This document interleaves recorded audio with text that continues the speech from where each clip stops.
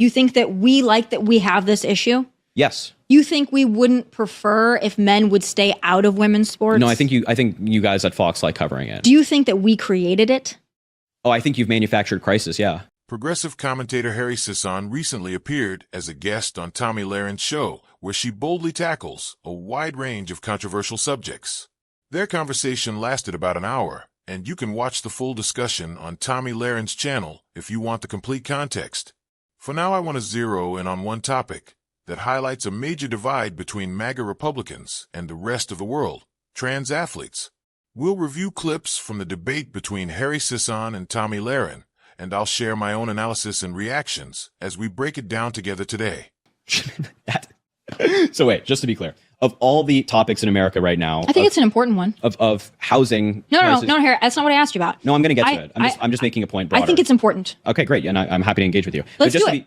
Just to be clear, I think it's an important topic. I hear you. I hear what you're saying. But what I'm saying to you is, of all the issues we have in the United States right now, housing prices, grocery prices, inflation, global conflict, domestic conflict, ICE, immigration, all these topics, one of the most important to you is men and women's sports. Sure. Okay. How many trans athletes are there in the NCAA?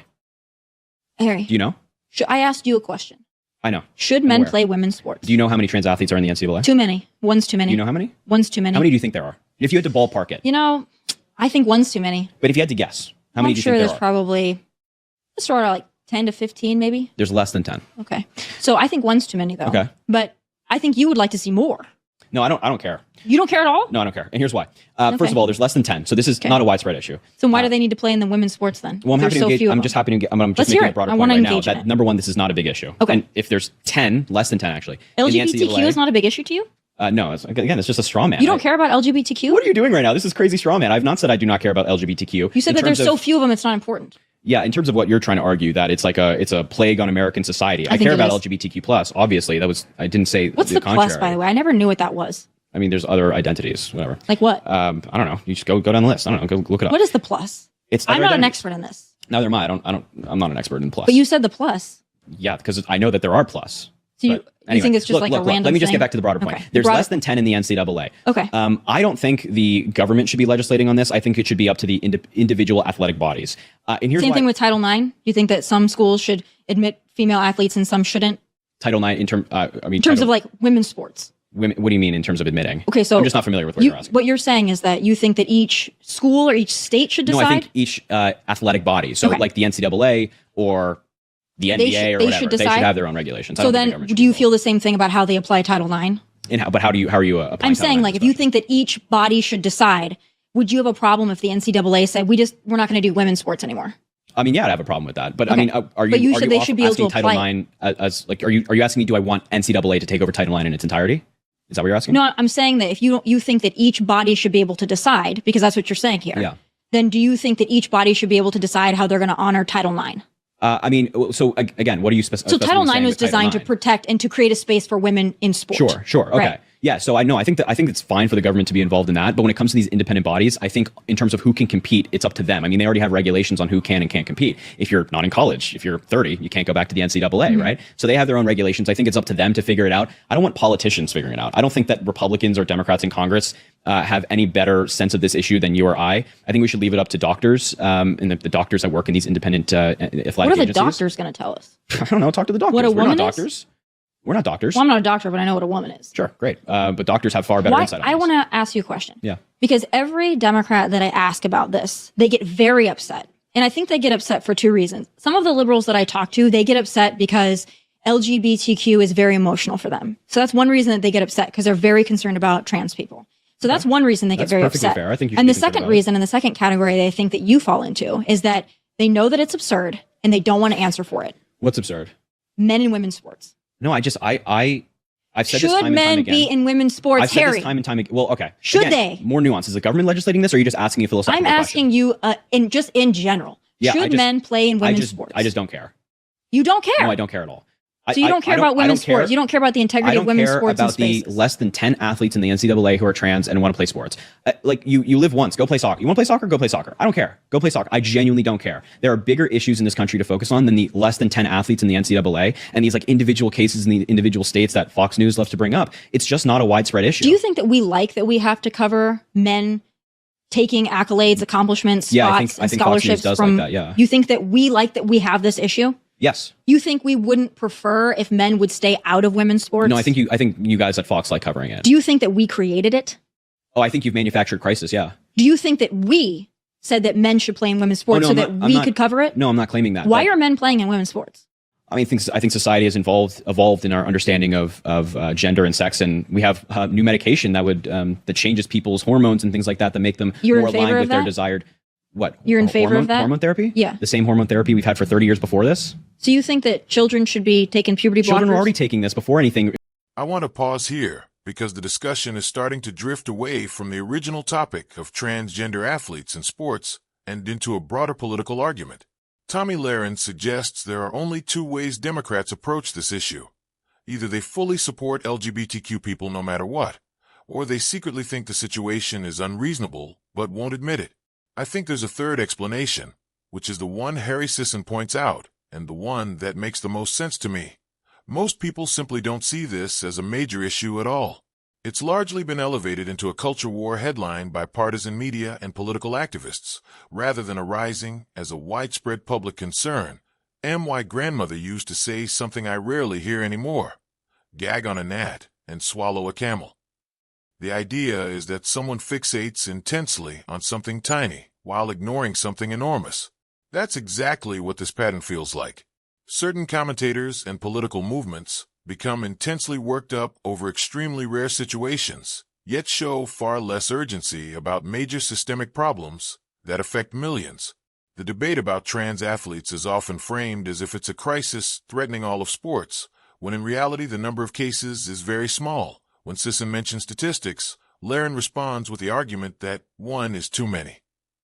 That same framing is often used in other debates, like discussions about crime committed by undocumented immigrants. A single tragic case gets repeated endlessly as proof of a larger narrative, even if it's statistically uncommon. The repetition creates the impression of a widespread pattern, even when the data doesn't support that conclusion. The emotional impact of an anecdote can outweigh a stack of evidence for many viewers. The key distinction here is that transgender athletes participating in sports are not committing crimes. They're not harming anyone simply by competing. In some political rhetoric, though, their participation is treated as if it were inherently wrong or dangerous. That framing shifts the conversation from policy or fairness questions into moral panic territory. It's one thing to debate rules for competition. It's another to portray a small group of people as a societal threat. It's also important to remember that many of these debates involve minors. In several states, legislation has been proposed or passed affecting school athletics because of just one student in an entire state. Imagine being a child and realizing lawmakers are writing rules specifically because of you. In one widely discussed case, a young student simply wanted to join or create a team to make friends and be part of school life, and officials blocked it. Whatever one's political stance, it's hard not to see how isolating and harsh that experience would feel for a kid.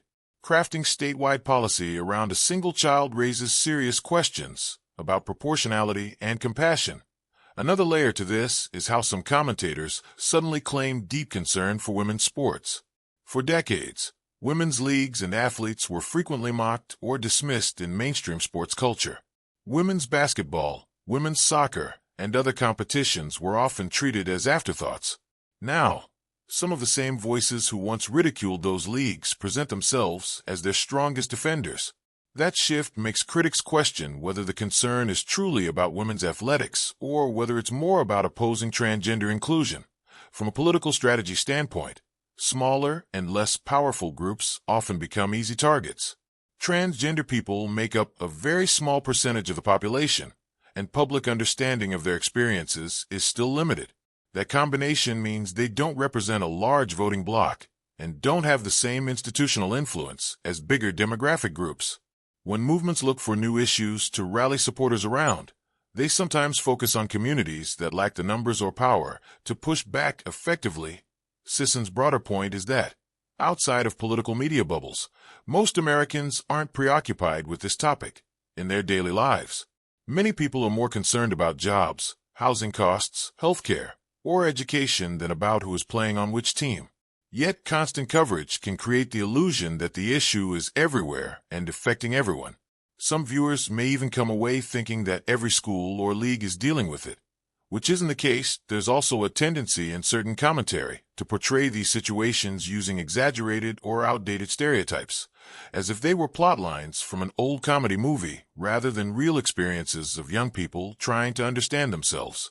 That kind of framing trivializes what can be a complex and deeply personal process for adolescents. Instead of encouraging understanding, it often reinforces suspicion or ridicule. They ask for solutions. One reasonable approach is the one Sisson mentions. Let sports organizations handle their own eligibility standards. Athletic associations, collegiate governing bodies, and professional leagues already have rulemaking structures, medical guidelines, and review panels. They're generally better equipped than politicians to evaluate competitive fairness, safety, and inclusion within their specific sports. Government intervention in every edge case can turn nuanced decisions into rigid political battles. Lahren argues that some people don't want to talk about this topic, but in practice it's discussed constantly in certain media spaces. It drives ratings, sparks online engagement, and keeps audiences emotionally invested. Whether she personally feels strongly about it or is emphasizing it for commentary value is open to interpretation. As for male pundits who frequently highlight the issue, critics sometimes suspect that their interest is less about athletics and more about the controversy itself. In the end, the real question is how much attention this topic actually deserves compared with other national challenges. Is it a pressing crisis, or is it being amplified beyond its scale? That's something each viewer has to decide after looking at the facts, the numbers, and the real-world impact. I'm curious where you land on it.